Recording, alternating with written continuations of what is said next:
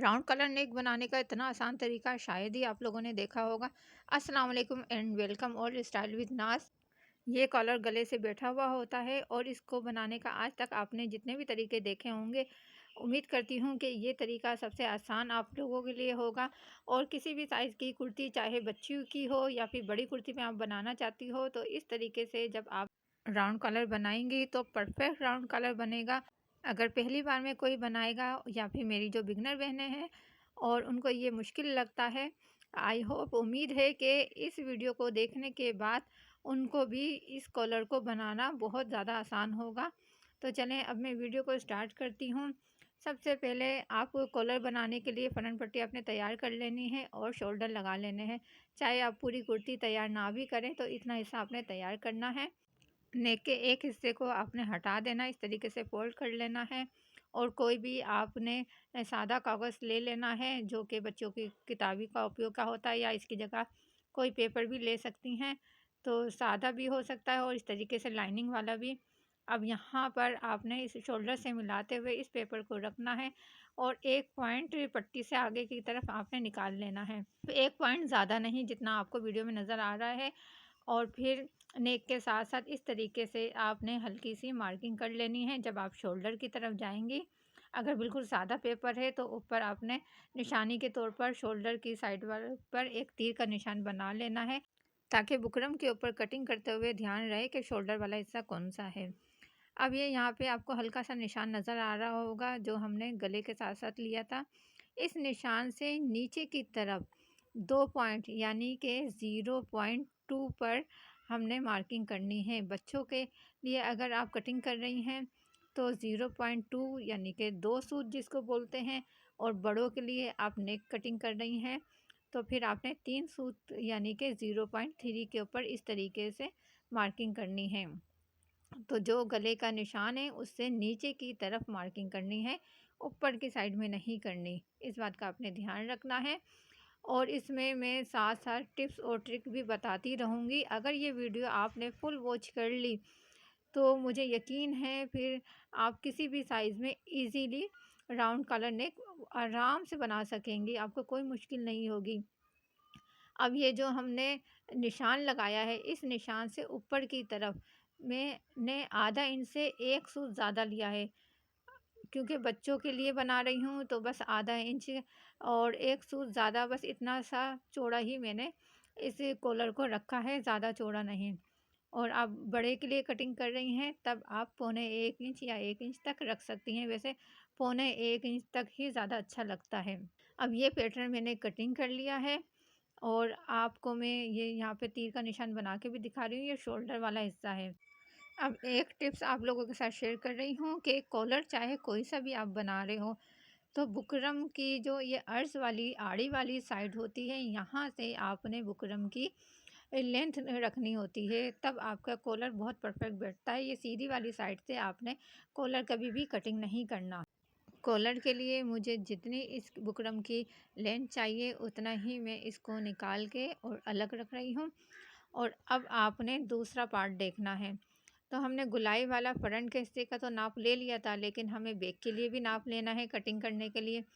तो यहाँ आपने ध्यान रखना है, ये देखें सिलाई से आधा इंच से थोड़ा कम, यानी कि जो हम बूट की सिलाई जितना दबाव लेते हैं उतना आपने इंची टेप आगे की तरफ दोनों साइड से रखना है।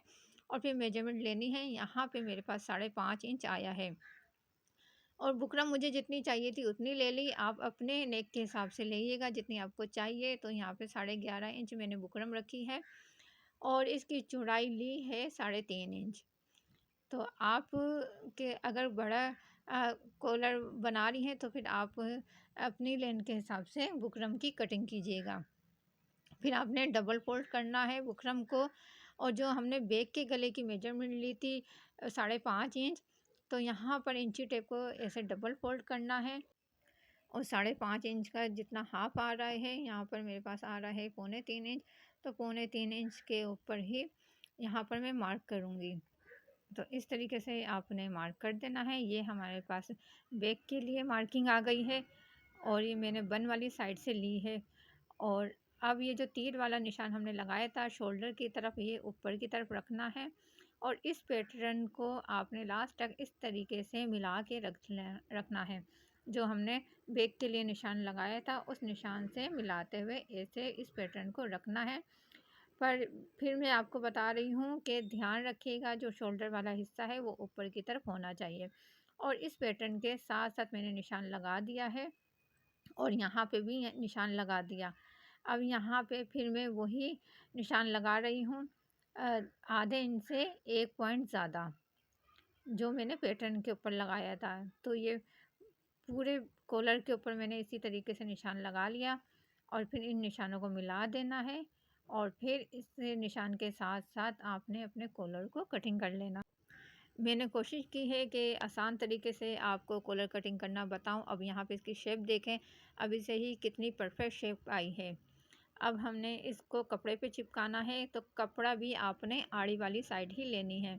अगर नहीं है तो सीधी वाली ले लें, वरना जब आपके पास अगर आड़े वाले हिस्से में कॉलर की लेंथ आ रही है तब आपने कोशिश करना है कि आड़े वाली साइड में ही बुकरम को चिपकाएं और उसी हिसाब से आपने अस्तर के लिए कपड़ा ले लेना है।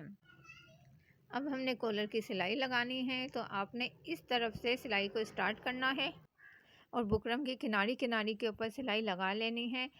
आई होप कि आपको ये तरीका पसंद आया होगा। बहुत आसान तरीका है, किसी भी साइज़ की कुर्ती में आसान तरीके से आप इस कॉलर को बना सकती हैं और बार बार नापने की झंझट भी ख़त्म हो जाएगी कि कितना लें क्या करें।